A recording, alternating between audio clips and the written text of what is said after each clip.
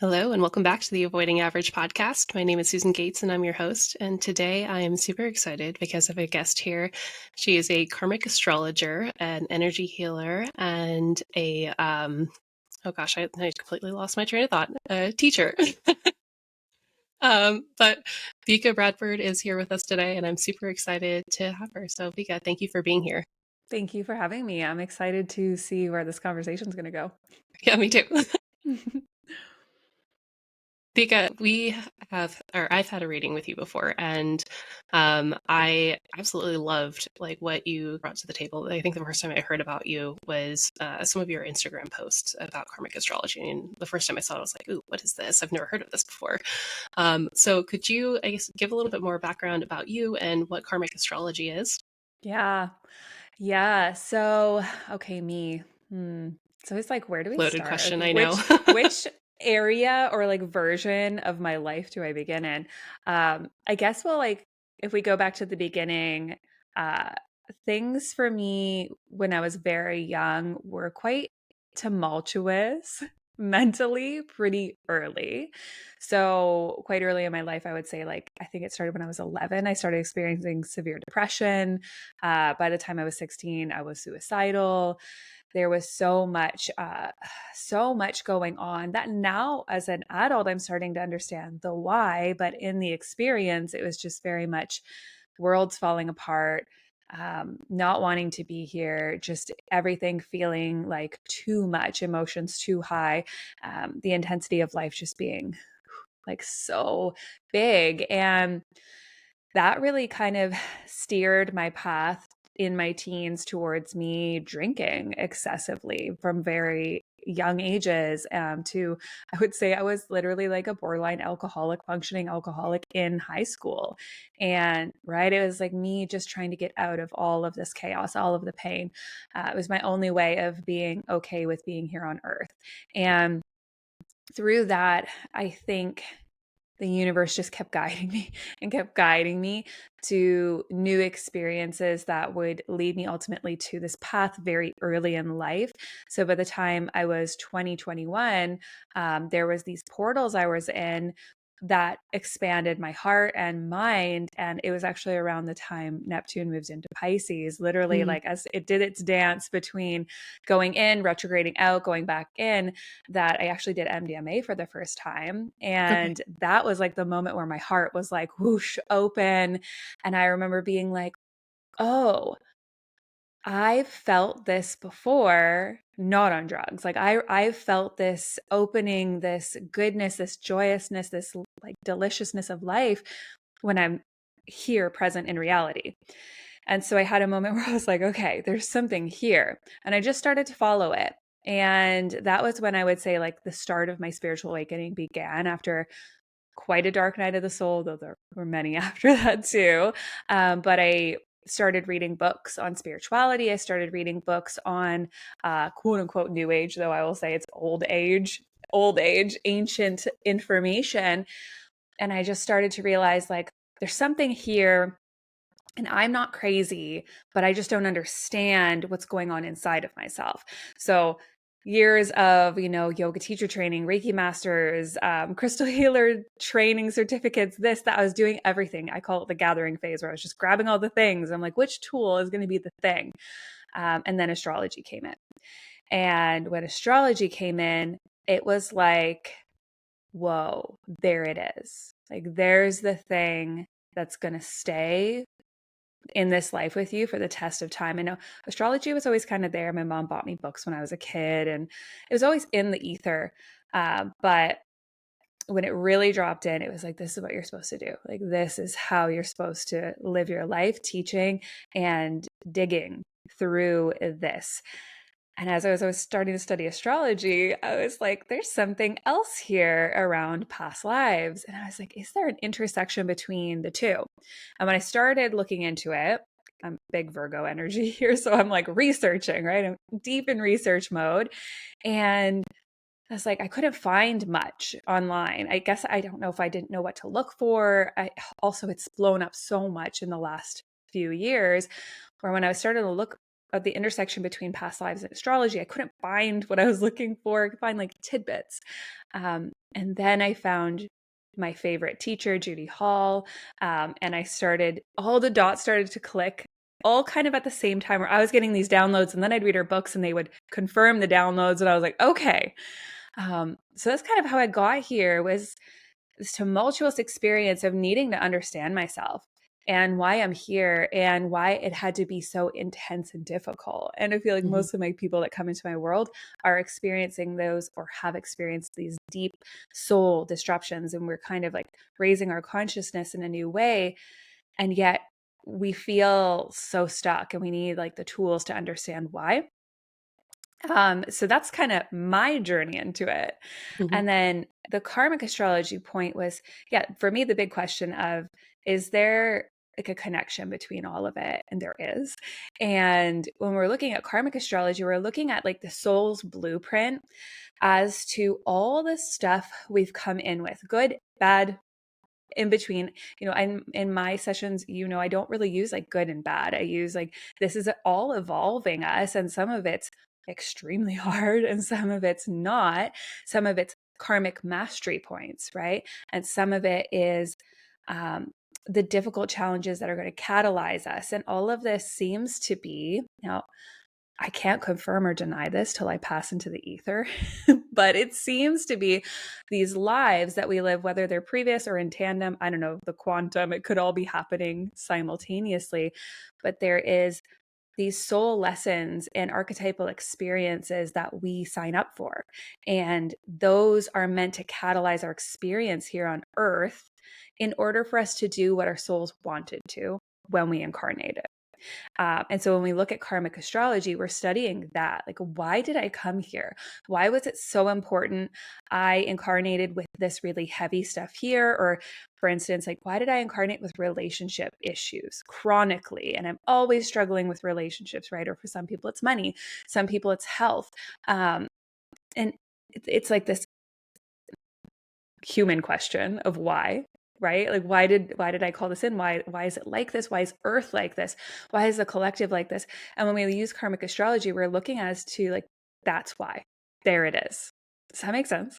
It does. It does. I love that explanation of it though, because like karma kind of has this really negative connotation to it, that it's just Yeah. something really bad. But I think I remember hearing from you, like on some of your podcast episodes, of how like there's also the medicine in that too, and understanding that. And like I think that that human question of understanding why is such a big thing that happens for a lot of people when they're kind of going through their own spiritual awakening or dark night of the soul. Yeah. And I think it is very helpful. I think there are a lot of things that came up from the reading that I had with you that were just like, oh, that makes so much more sense now. And it's so empowering too, right? Like you have something that you can work with, as opposed to constantly wondering why like the universe is punishing you or whatnot. Turns out it's actually you. Yeah, yeah, and in my own humanness, and with my clients and my people, it's like I'm seeing this all the time, where the more, and I don't say this from like an ego-based place, but the more conscious we become, the more we're able to witness that and hold that in space to say, okay, this sucks. This experience sucks and it hurts, and I'm crying and I'm grieving, and my body's falling apart, and like the money's not there, and I'm scared, and that is real and human and part of it. And then it's like almost becoming the observer and looking at it and being like, okay, I see the discomfort, I see how much this hurts, I see how gritty this is, and where is this leading me? Something I've been sitting with a lot right now in the period I'm in is like, the choice we have between, do we choose to expand ourselves and grow inside of these very painful moments, which we all experience, or do we choose to let ourselves spiral into maybe a state of unconsciousness or despair, or do we lose ourselves in these moments? And we really do find ourselves like having a split in them. It's like, I can go and I can grow with this, even if it hurts, or I can just let go and allow myself to just spiral and lose myself. And I'm always kind of guiding people into, yeah, this hurts and it's messy, but we do have choice, and it doesn't mean we dishonor the hurt, but we do choose, like, okay, if this is your alchemical path as a human being, let's choose to grow through it. Let's let it teach us. Mm. Yeah. That's oh man, so many different things that are going through my head as you're explaining that. And like on one hand, it kind of reminds me of like meditation in a sense, where it's like you're aware of these things that are kind of coming up for you, but also stepping back from it as well and not letting it kind of run the show like it normally would. Yeah. But then also it's uh, being more accepting of everything that comes along with the human experience. Um, I think there's, especially I guess in our generation growing up, it's like no one really wanted to talk about the deep, dark, dirty stuff, the pain, the suffering, whatever. But that's getting harder to run away from nowadays, right? It's Yeah. staring us in the face, and we all have to come to terms with it. And so I think it's really helpful. The things that you're doing with your work is bringing those things to light and letting them be accepted, because I think Mhm. that's really the first part of it, right? It's just accepting that and then being able to move through it. Yeah. So when you're working with somebody, like what's kind of your process and even your own personal Mm. process of, working through some of those more difficult stages of life?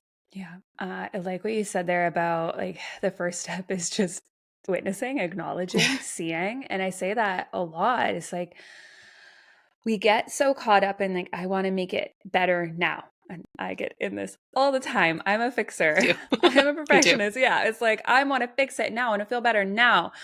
But I always say, like, inside of a session with me, we're initiating things, we're turning things on, we're activating things. And what will happen, I don't know if you experience this, is like something will happen, and then that cellular code seems to like ripple out outside in your life, right? And then your life seems to like activate what has been activated. And you're like, okay, here it is everywhere. Right. So when I'm working with someone, it's like, okay, yeah, first step, just acknowledging. And so we're just seeing the pattern. Even though we know the pattern, often what happens is we'll be inside of, say, like a reading, and the person's like, I felt that way my whole life. And I'm like, Yeah. of course you Yeah. did, because you're encoded to experience that hurt, or that, I don't like the word block, but let's call it like a struggle, that challenge.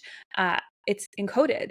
And when we look at it, not so much from the sense of like, yeah, I'm always struggling with relationships. Like we look at the chart and we're like, oh, I have this seventh house stellium and Pluto's there, and relationships are actually this alchemical process for me. And everyone I meet is this mirror that makes me sort of have to die and be reborn inside of my partnerships. And that's really hard. And I wonder why I chose that, right? And we start to look at the signs and what's aspecting, and suddenly the story appears, right? I love to, and I don't know if this is my Mercury and Venus being conjunct in the 12th house, but like it gets very metaphorical in the stories that appear inside of Okay. readings, right? I'm like, we're forming a story around what this energy has presented to you, and maybe why you're getting so stuck in it.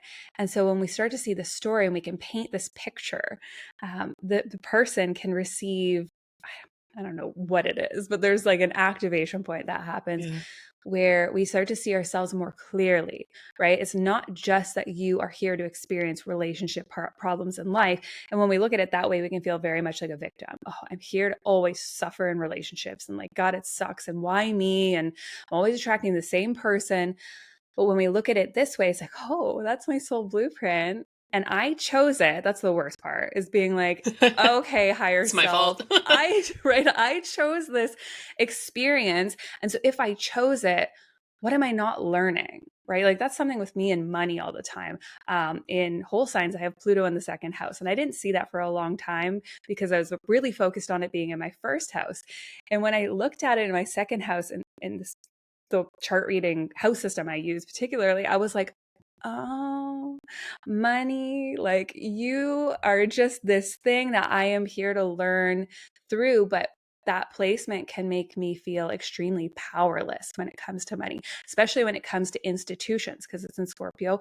I'll feel like the tax man's coming to get me. Like, oh, like, why are they always coming after all my money? I work so hard and then they just strip it from me. And then I have to witness the story. So, for instance, right now it's tax season as we're recording this. And my tax girl's like, okay, it's this much. And it's so much, and which is like, yay, because I did so well. And the soul blueprint DNA structure inside of me is like, oh, here it is again. Here's the wound again. And like, it's proving me right. And oh, it's always going to be a struggle. And then I had to sit with it last week and be like, I'm not going to spiral. I'm not going to spiral this time. Right. I was like, Good job. I can spiral right now. Like I have the last however many years, or we can hold this differently. So by me looking at my chart and knowing, okay, I've got a big wound around money. Okay, a big wound, especially around people taking my money. Mm-hmm. Scorpio, second house. I'm like, oh. And then I was like, okay, but now we're going to do things differently. So that's kind of what happens when we're working together is like we look at it, we hold it, we tenderly support it and say, how can we do things differently?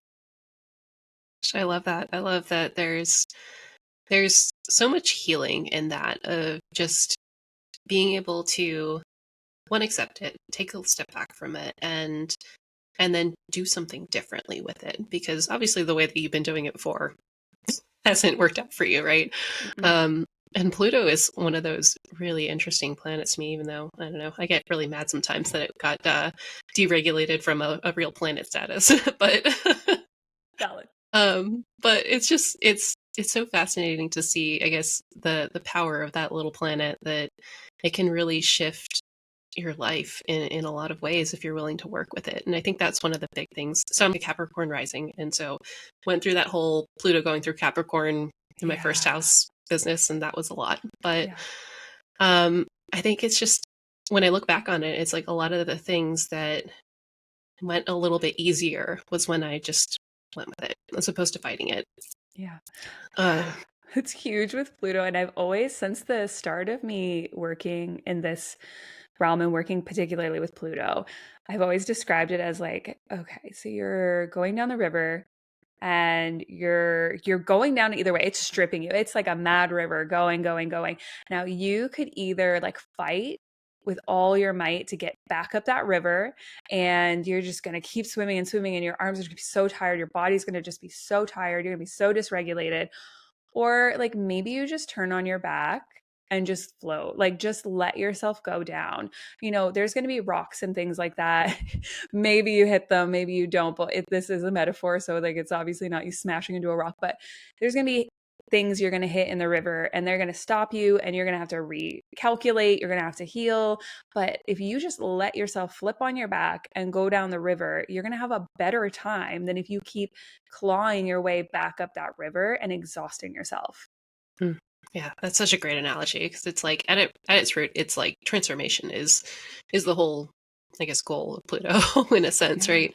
And so allowing the transformations to come as opposed to fighting it is a pretty important lesson to learn with Pluto.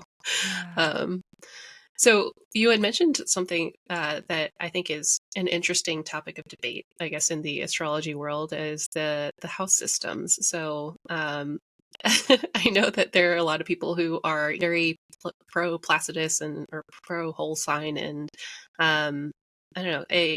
Can you explain your point of view on that, and Yeah. what difference it makes, if any? Yeah. And it's funny how like fervent people get about it. They're like, there's only one way. And I'm like, everybody breathe. Like the universe creates these archetypal languages for us to just access it, right? Like, I'm like, we need to Mhm. calm down. But so what I've experienced with the house systems now, I was taught in whole signs. I love whole signs as it's a Virgo's dream. It's clean. It's like chopped up so Eden. nicely. Yeah. I love it. So I read particularly in whole signs. Okay. It works for me. I find it very karmic. I find it very perfect for what I do. But that is not to say that Placidus is any more true. So, what I found with my charts, particularly and in my sessions, is like it's both. And I don't know, blame it on my Gemini Mars. the duality of all things, but I love to play with them both and see what's going on in both, what feels more true. I've never had anyone say like, nope, that doesn't feel true when I flip them over to Placidus. So I kind of see it like as like tracing paper. Like we have one layer here and it tells this story, and then we put another piece on and it brings more of the story to life. And at some point, you might be more experiencing one house system more than the other. I don't know why. And then one point, it might feel more true to sit with another one. With transits, I always invite my students, my people, to like explore both. When you're looking at, say, a moon transit and you're like, okay, the moon's in, for me, I'm going to go to whole signs and be like, it's in my sixth house. Okay, cool, perfect. I'm also going to peek. I'm going to peek and see what happens when I shifted into Placidus, and have any of those themes been coming up for me? Because 10 out of 10 times they are going to come up. An example of this is, so the last two eclipses we had were in Pisces and Aries, right? So in whole signs, sixth house is Pisces for me. The sixth house can rule our pets, and my pet was passing through these eclipses. When these eclipse axes started happening, things were happening. But in Placidus, my sixth house is Aries. So I was Mm. working with my friend who's an animal communicator, and she's also an astrologer. And she was like, well, and she reads in Placidus. So she was like, confirm or deny, this happened on and around the weekend of the Aries eclipse. She's like, your sixth house is Aries, right? And I was like, yes and no, but both are true. So Yeah. both eclipses happen in my sixth house in two different variations, and my pet passed either way. So we were like, yes, it's like everything is true and right, and we don't need to be so fervent about it. I think we need to be extremely exploratory when it comes to the cosmos and open. If something feels inherently untrue, okay, maybe that's right for that person.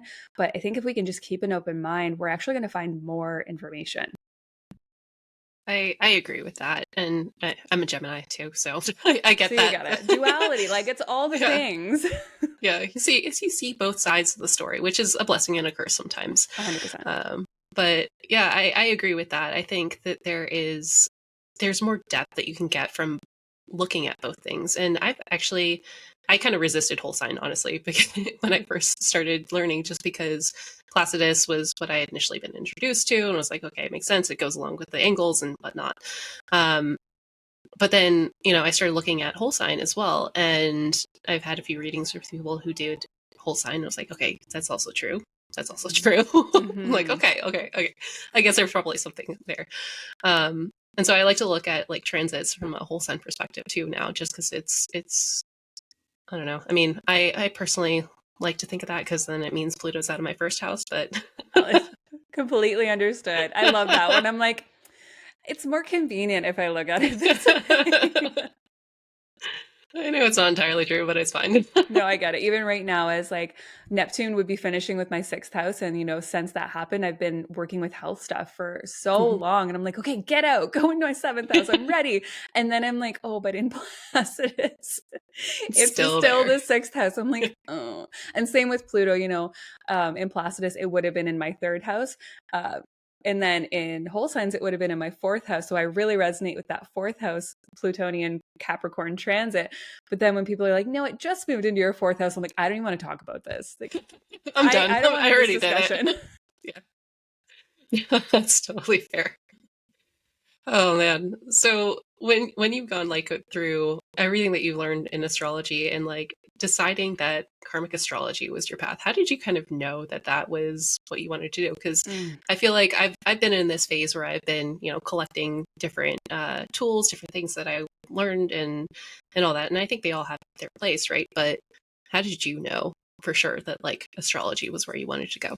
yeah, it was like a very intense guidance that wasn't mine. It was Okay. Pluto's. Okay. So when I started studying astrology, my birth time was off by 30 minutes. Okay. Oh, So okay. this impacted me just enough that when I started studying astrology, I thought it was a 2-degree Scorpio rising. And I was like, cool, Scorpio rising, it tracks. Now, by progression, I became a Scorpio rising at the age of 4. It still Okay. tracks. It makes sense. Like I've been a Yeah. Scorpio rising by progression my whole life. Okay, cool. But so I was like, so I always had Pluto in the first house. And I was like, okay, there's something here. And I was really like really called to work deeply with Pluto. I just like couldn't look away.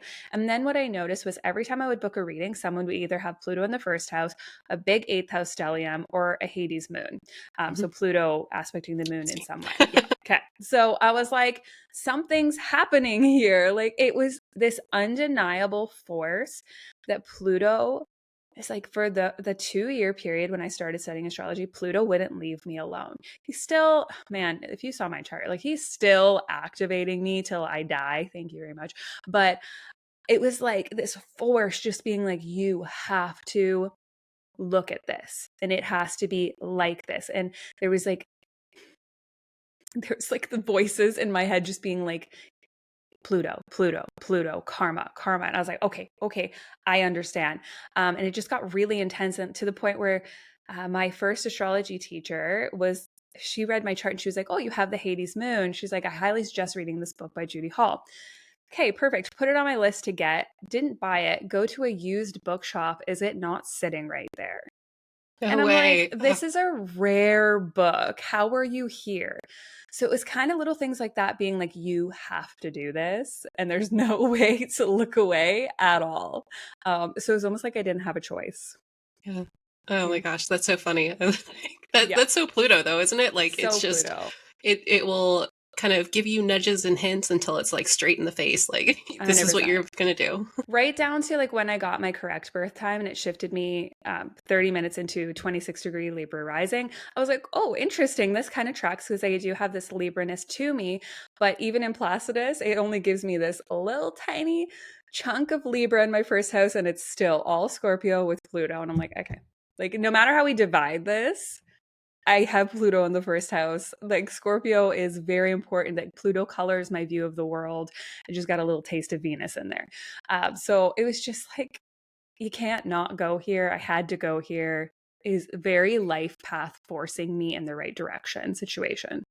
Yeah.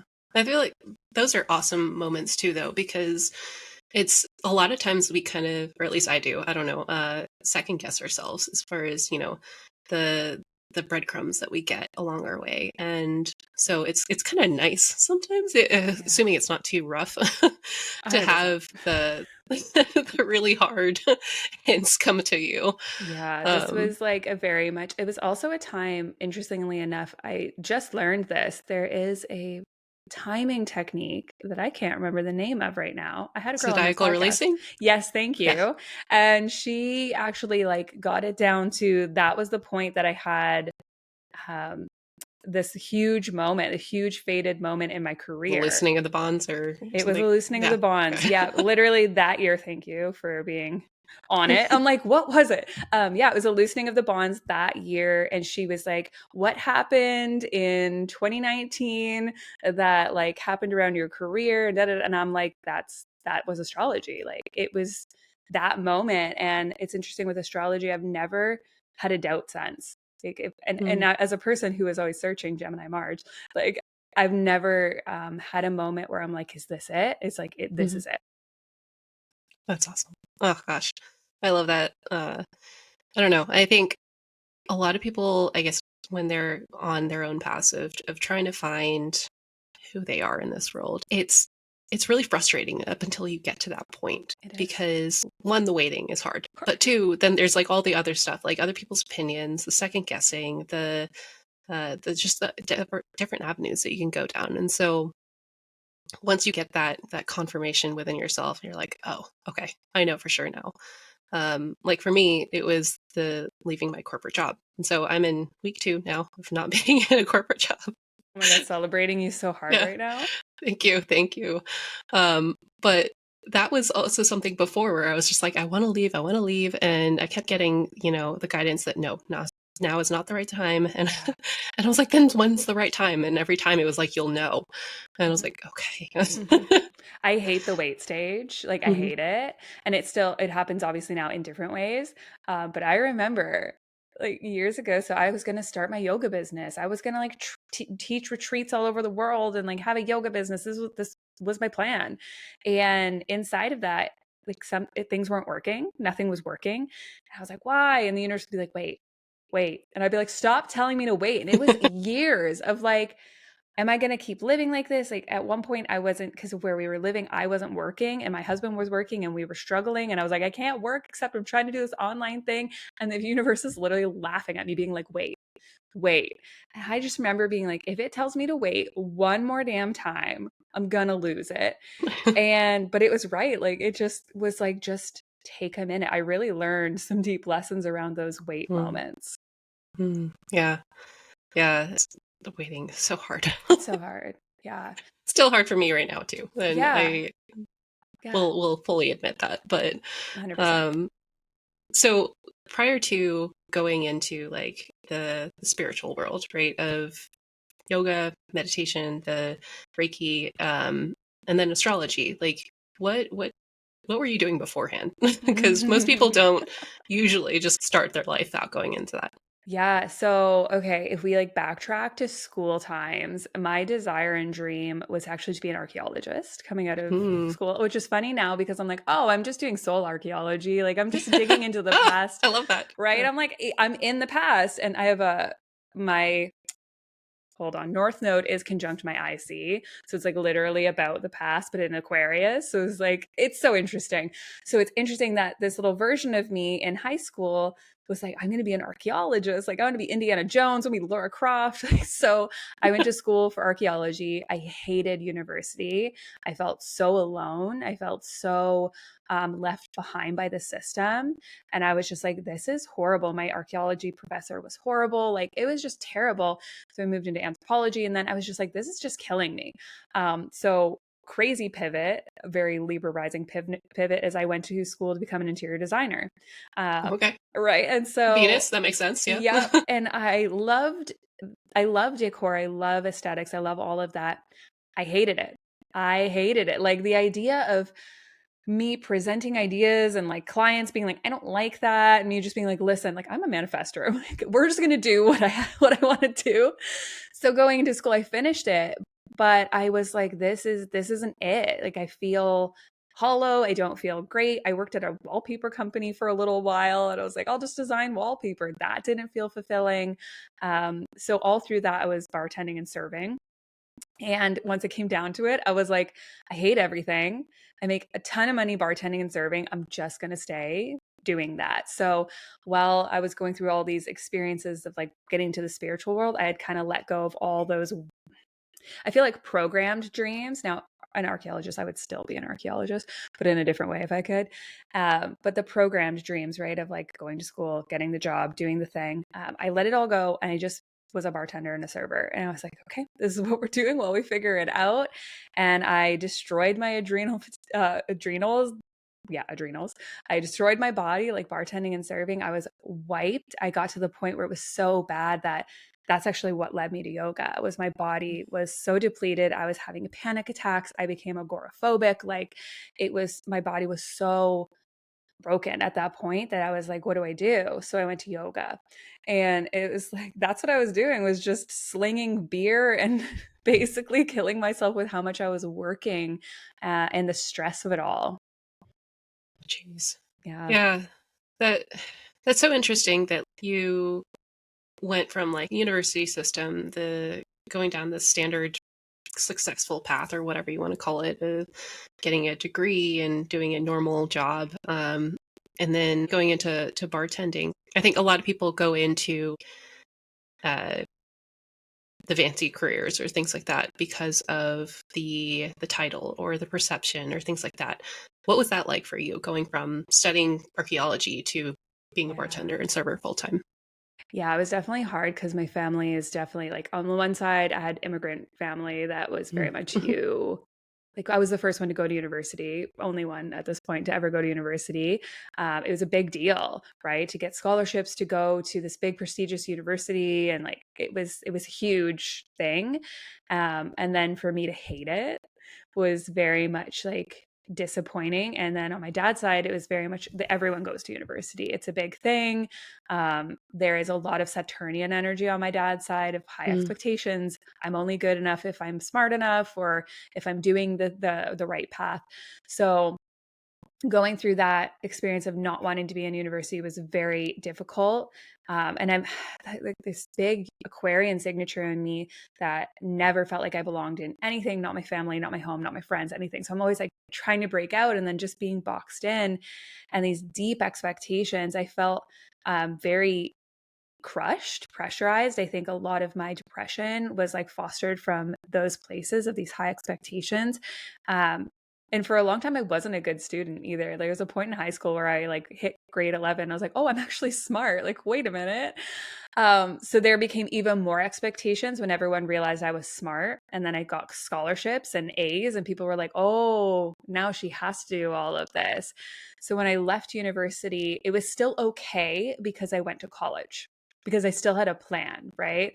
But once I went and finished that diploma, I didn't do anything with it. Yeah, there was a lot of when are you going to get a real job? Like, when are you going to do the right thing? Like, they were okay that I was bartending and serving because it made money, and they weren't worried about me financially, which was another huge thing for them, was this external, like, how are you going to pay for your life? How are you going to survive? We're not going to catch you. We're not going to hold you. Nobody's going to hold you.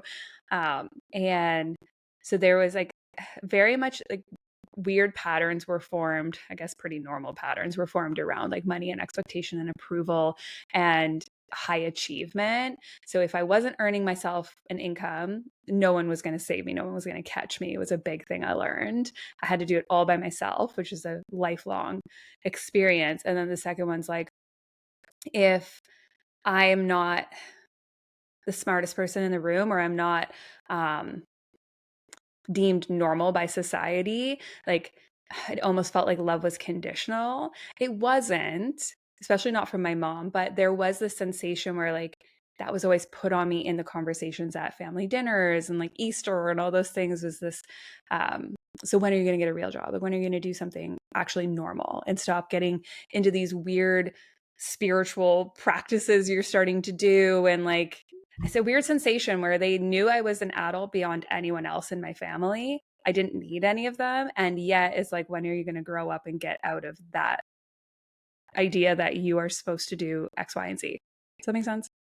Yeah, yeah, I think it Yeah. does. Where um, it's interesting to think about, like you had mentioned earlier, Pluto being in your second house, the money wounds and that thing, and so it's like a lot of the same sort of things being projected down to you as you're going through this, especially. And so I think that's pretty normal too with the immigrant family. So my parents are also immigrants, and so it's like there's this additional pressure of, hey, we came here so you could be something, Mm-hmm. and now what are you doing with it, right?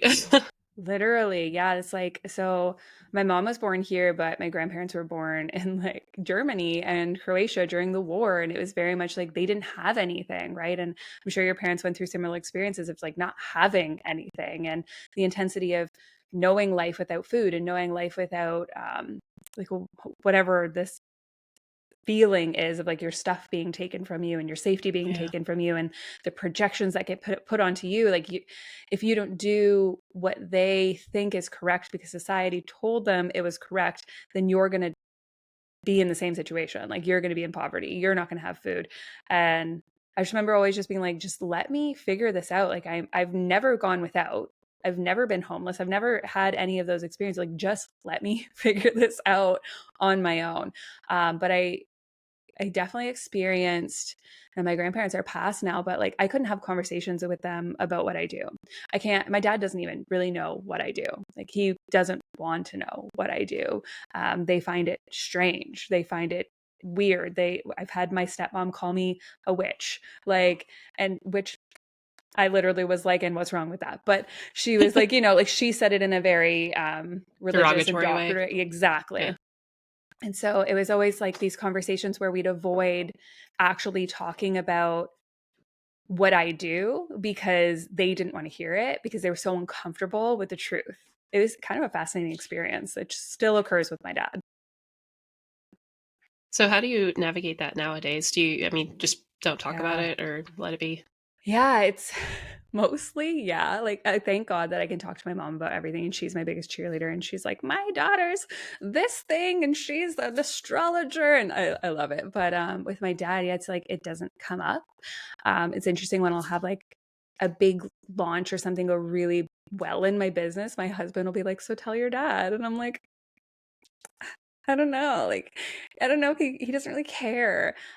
Which I know he cares about me, but it's like this weird thing that I don't know if him and I will ever get past, this experience of him not feeling, I guess, safe in what I do, or wanting to know the weirdness of my work.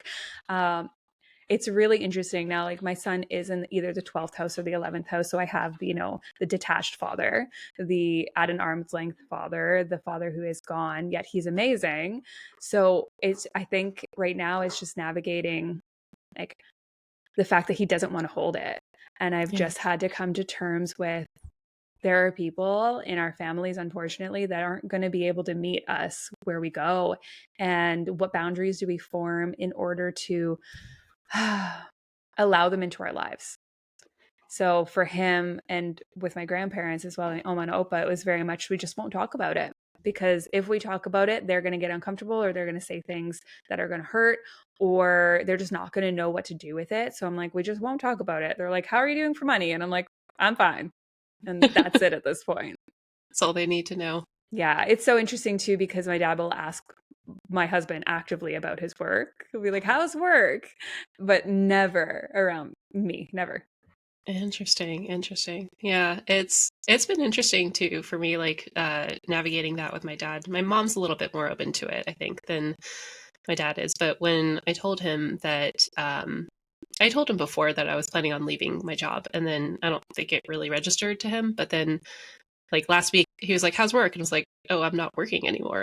I'm done." Like, and it just, I don't know that he's entirely comfortable. He hasn't said anything about it, but you can tell that that's not something that he really envisioned for me, because I was the daughter that he wanted to go to Harvard and that sort of thing, the high achiever, and the one that was, going to be super successful in that way, I guess.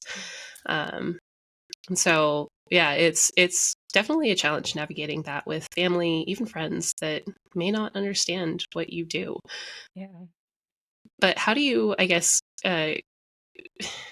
there's always medicine in those wounds. That's a phrase that I know that you like to use a lot. Mhm. What medicine have you found in that? Mm. Yeah, that's what I'm always trying to do. So I love that you like said that, because I'm always like, okay, this is uncomfortable and gritty, and it might never change. Like, the relationship with my father and I in that context may never change. I may never get deep. I may never like get to expose all those pieces with him. And I'm like, okay. So for a long time, it really hurt, and it was actually like a really tender point. And then at some point, I was like, okay, like, what is this actually teaching me? What is this showing me?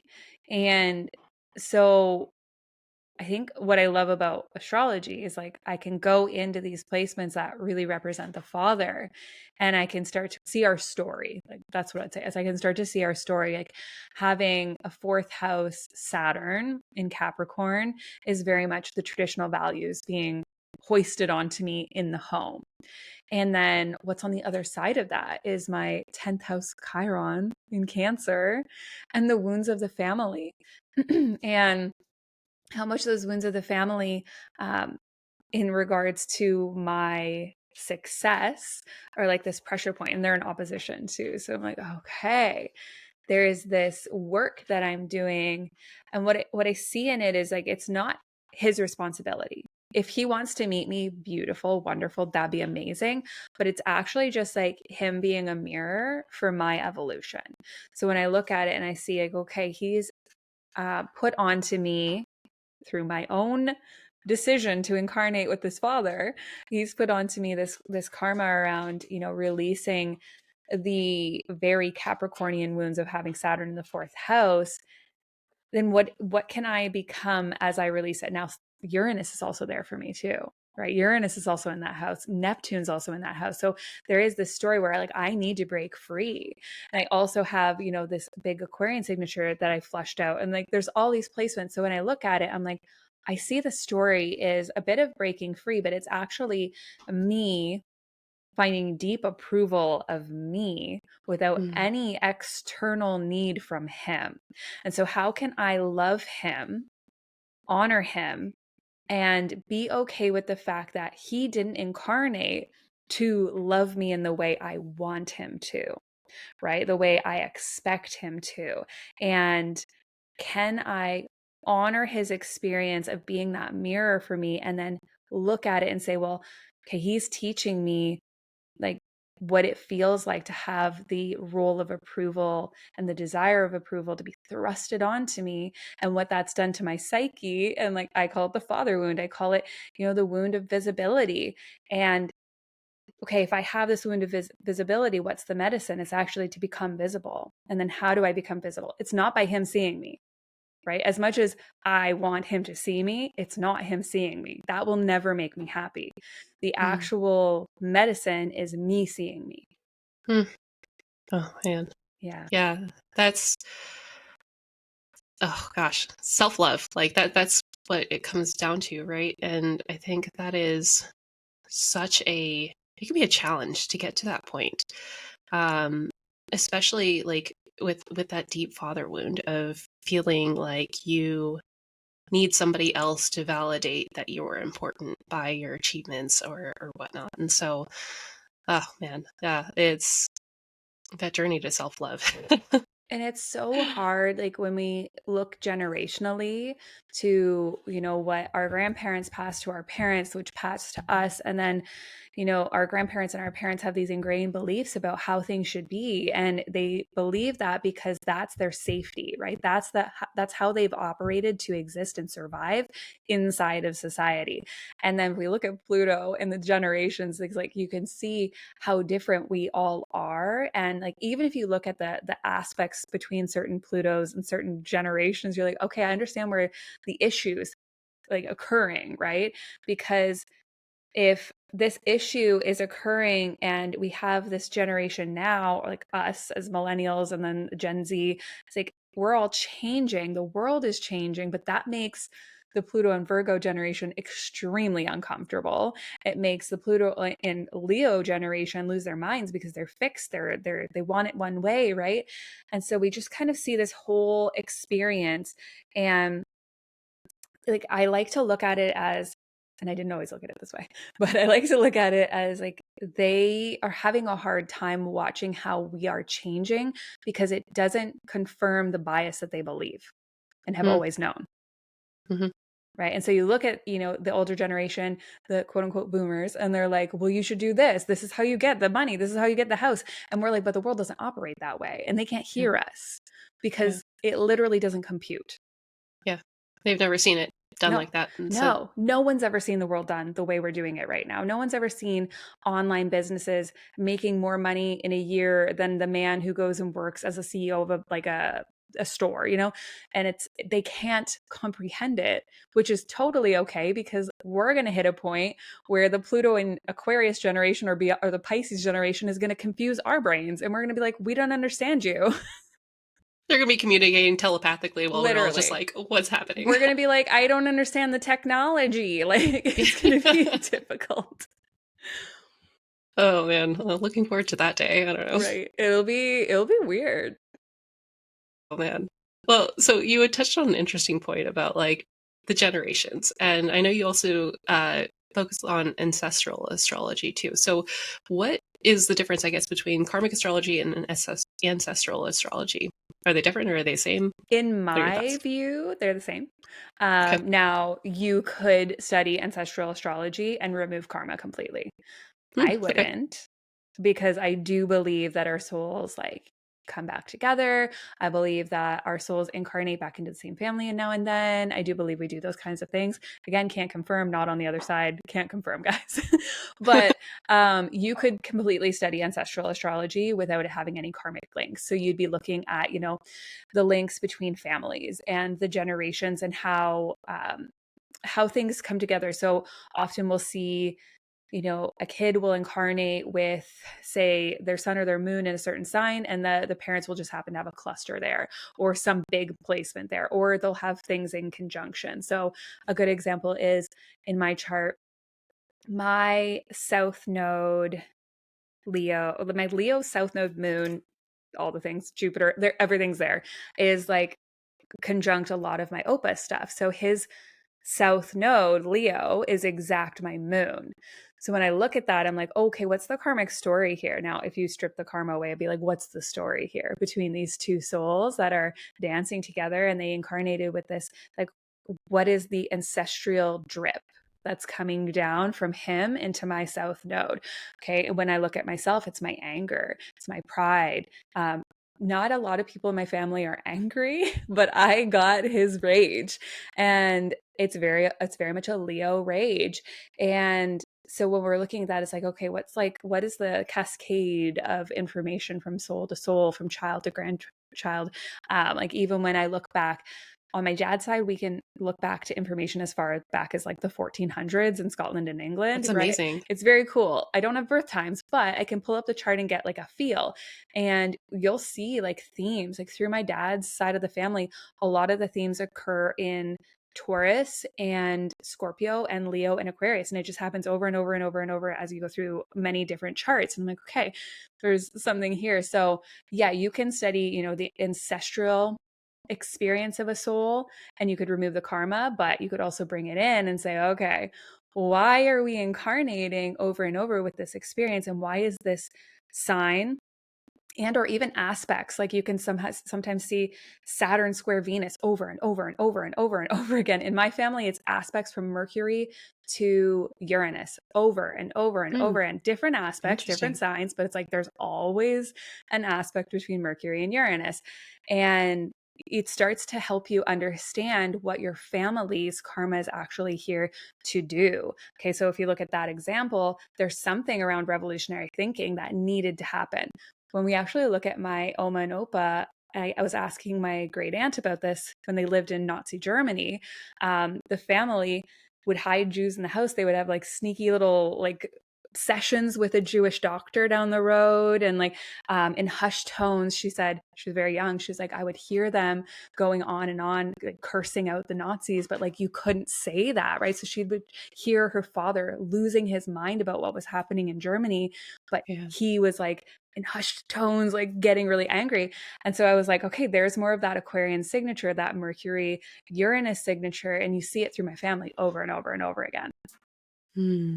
Oh, that's so interesting because I know that like other placements like Hades Moon in particular, that's one that's often very much generational. I mean, I see it in my own family too. My mom has an eighth house moon, my sister has an eighth house moon, I have the Hades moon, and my daughter has a Scorpio moon. And so it's like it's interesting to see that kind of continue on. And so like what have you seen, I guess, patterns of people breaking these cycles or what does that look like, I guess? Yeah, it's a great question. One thing I noticed is sometimes a branch will like change. So what I've noticed between so it's my mom here, say, right? And so she comes down to my sister and I, and then it branches in two different ways. So like it's like things went over to my sister from my mom, and then things went over to me.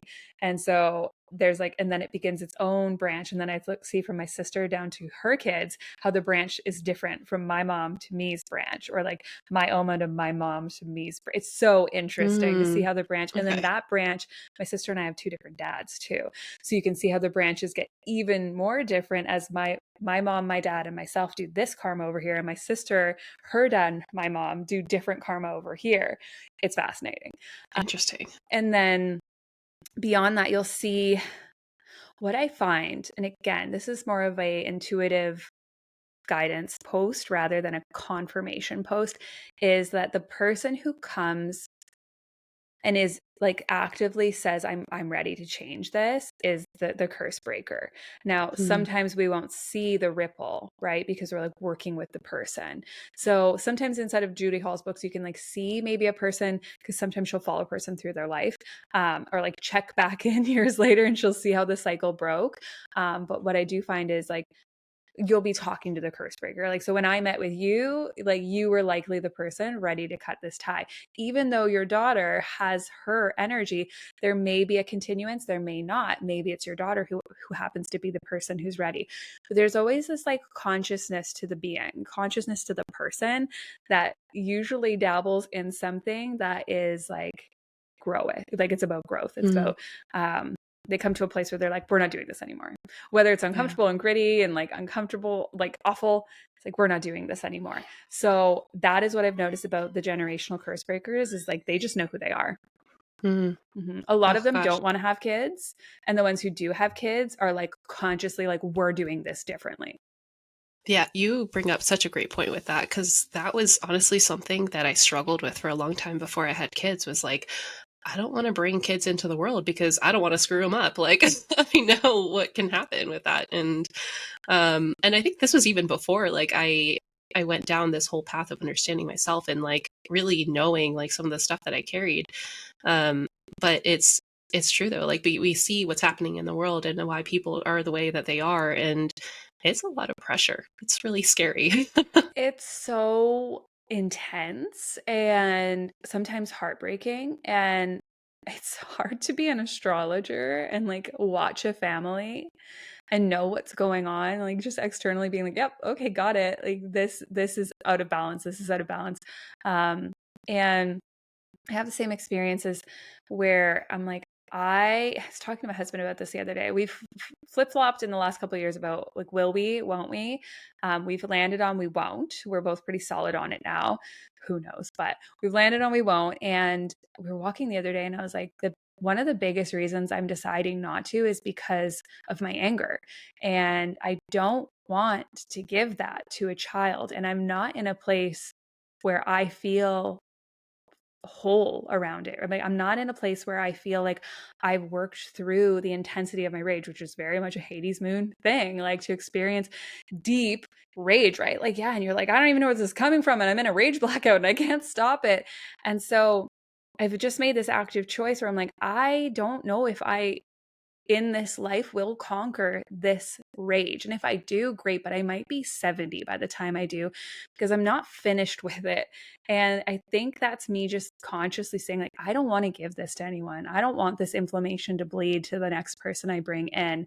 And that isn't to say, like, people who, I get this all the time from my people who are like, I already have kids. Like, oh my God, what am I doing? I'm like, no, no, no, you're good. You're meant to have that kid. I'm just making an active choice because my work feels like it's this. Like, this is Yeah. my baby. I'm supposed to Yeah. be doing this. And if I bring a child into the world, I won't be able to do this. That's just the energy level I have. I won't be doing this. I won't be, writing the astrology book I'm writing right now. I won't be doing those things, and I'll be angry. So it's like, and I'll be even They'll more amplify your angry, right? anger. Yeah. Yeah. And so it's so interesting to experience um, the fear that's so natural, but then the beauty of consciousness. Now, could I bring a child into the world and work through my anger at the same time? 1000%. It just doesn't feel right. Now, there'll be people sitting here being like, yeah, I'm going to do it. And I'm like, yeah, do it. Do it. Like, because that kid could be the catalyst for the healing you need in order to break the cycle. It's so interesting.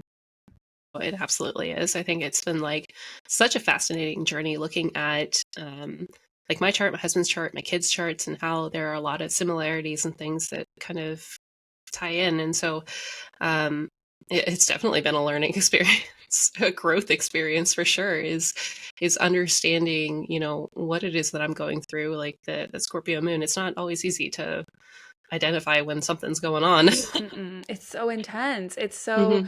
underneath the surface. It's like, my Hmm. Scorpio moon souls, like they have so much bubbling underneath that sometimes isn't even from this reality. It isn't from this life. It isn't from this world. And the moms are and the dads are like, I don't understand how intense things are right now. I don't know how to hold it. But I think as long as we're doing the work and we're becoming conscious and regulated, that's all we can really do is to show our Hades moon kids like how to become regulated themselves. And I think that's a big part of this Pluto and Scorpio's generations like medicine for the world is this big movement around becoming regulated. How regulated can we get so that the next generation can do their work without being so tied up in the dysregulation? Mm. Oh gosh, yes. No, I feel that so much just because like in the stuff that I've been getting into, learning about, getting certifications in is like breath work has been one of those things for me. Yeah. And it was originally I thought I wanted to get into like holotropic breathwork just because that's what I'd experienced and it's so powerful. Mhm. But it's also can be dysregulating too. Yes. Like for somebody who is already dysregulated, it's not great to do a lot. Yep. Definitely. um, and so I ended up going down like a more somatic path, and that I think has been so helpful for me. I don't do it as often as I should, full disclosure, You're but human. yeah, yeah, but it's I do believe like that we're guided down these paths to help us along our journey, and that I think is, even if I do nothing else with it, it is still going to be helpful for me and hopefully my daughter too. She's also air sign and probably will get into her own head a lot too. Yeah. Big feelings, big mental realm. Yeah. And what Yeah, a yeah. beautiful gift to her, to be doing this work and saying, like, she's part of your legacy and your Mhm. work now will ripple into her. It will trickle into her. And I do believe that is how we break these generational curses, is how we reinstitute the signs within us. Like it's like learning, like what am I trying to say? Letting her become her most Scorpio moon self is the deepest medicine you could give her, because most Yeah. Scorpio moons are bullied out of their emotional experience. Yep. Definitely in my experience growing up, for sure. Yeah. Um, but yeah, I love the work that you're doing. I was so excited when you accepted to be Mm. on this podcast because I think that the work that you're doing is so potent, so powerful, so just empowering, that like really understanding you as a person, what you're kind of here to do, what you're here to shift, what you're here to accept, um and how to grow. I think, oh gosh, I know that you're going to make a great impact. Like I love that you said that, like your this uh astrology, your career, this is your baby, because I feel like you're, in a sense, you're also like mothering other people too. Like, Yeah, yeah, right, very much my through 10th their own house. experience. 10th house Cancer with Chiron in there. I'm like, okay, Yeah. I understand. We're just walking people home. But thank you. Like, thank you for seeing me. It feels, my Leo stellium feels nice being seen, uh, because I do feel like this is so important. And I do feel like this style of astrology could be so impactful for the world. I know it's like one of the least known branches of astrology. And there are people out there doing the shadow work astrology. I think thank the Lord that that's happening, and there are really good astrologers out there. But I feel like if there could be more of this, like people would really understand, like, oh, there's a map, and it's a really powerful map, and I'm still going to get stuck, and I'm still going to cry, and people are going to die in my life, and I'm still going to have grief, and it's going to be awful. But like, what is it all for? I was reading a really interesting book. I didn't love the book, but it had a good point in it recently. And it was about astrology transits, midlife transits, particularly. And it had this point where she said, there's this point in midlife where we hit all these transits. So it kind of starts, um, she was kind of starting it around the Saturn square around, I think, 37. 37. And Okay. then from there, things just get out of hand. So we have our Uranus opposition, we have our Neptune oppositions, we get our Pluto squares, depending on what your Pluto sign is. So this whole thing happens around the midlife. And she was like, what tends to happen in the middle of our 30s is we'll have this like crisis, and we'll hit it, and we'll be like, okay, we start to choose to live dead, was how she described it. We live Mm-hmm. unalive. So our joy, our pleasure, we just turn it all off. And then there's the version of people who choose, and we can actively see this in people who choose to go through these moments of intensity, tumultuous, like loss and grief and all the things, and they choose to live alive. And I was Mm-hmm. sitting with it and I was like, holy shit, like just looking at, people in my life, family, um, and seeing where they chose to live unconscious, to turn off, to shut all the power off to the grid and just become like a sleepwalker. And then I see the people who actively chose to stay alive. And I'm like, whoa, there's something here that's really potent around the choice, again, like we mentioned in the beginning, to grow inside of these moments, like these big outer transit moments where everything is just ripped from you. And It's like, are you going to live sleepwalking, or are you going to live and like come back to life, like let that verve come back into you? That is so fascinating to think about. Like, I mean, I knew about like the different some of the transits that happen around midlife and why midlife crises are like a real thing. They're so real. Yeah. But I think that analogy of like people just basically shutting off completely is as an alternative. I don't know. I don't think that has ever like crossed my mind as being an option. Mm, That is, to me, it's like we're here for a purpose, right? We're here to live life. And part of living life is experiencing everything, the yeah. good, the bad, the ugly, the um and I don't know, it kind of makes me sad a little bit, honestly, to hear that people they just don't. They just It don't. breaks my What are they heart. doing? I What are know. they doing? I know. And I look around and I'm like, okay, like you shut off. Like, okay. All right, you chose to give up on your dreams. You chose to not, fight for that thing. You chose, a path where things got hard and you were like, okay, I quit. I'm giving up. And I'm not talking about the people that, chose to have kids over the, the career. That's not it. That is an active, beautiful life choice where you're like, my life purpose is to create this family. Wonderful. Like that is gorgeous and more needed. But the people who hit a grief point and or a transformation and they go, I'm not gonna alchemize. I'm just gonna stay Mm, here in the mud. I'm gonna live in the same place, in the same hole, in the same sticky situation, and I'm just gonna ruminate over and over and over, and I'm not gonna grow. And agreed. I have Jupiter on my midheaven. I'm like, I can't not grow. That's what we came to do. yeah. And I think people who are in this world, on this path, anyone listening to this podcast, I don't believe is the person that's not here to grow, because you just wouldn't Yeah. be listening to this right now if you weren't. Probably not. No. Yeah. That's totally fair. All right, Vika. Well, I want to be respectful of time. I know we've gone over a little bit, It's but okay. thank you so much for being here today. If anybody wants to get in contact with you, how would they go about doing that? Yeah, easiest is always Instagram, at Vika Bradford Astrology. That's also my threads. Threads has been fun, although I like Mhm. move in and out of like how active I am. Um, Pinterest is also a weird one if you are not a social media person Oh, and you don't okay. want any drama. All my stuff's on Pinterest too. So Good to know. that's always like an easy breezy place to be. I love Pinterest. And then my website is just vikabradford.com. And that's, yeah, you can send me a message, send me an email. I have lots of self-paced courses if you want to start studying astrology with me. And there's just all the things you can come learn. Awesome. Awesome. Well, thank you so much, Vika. I really enjoyed this conversation and I Ditto. appreciate you being on here with me today. Yeah, thank you for having me. This was so juicy and good, and I can't wait to listen back. Yep. Uh, all right. Well, that's all we have for today. And thank you very much. And I hope you all have a wonderful day.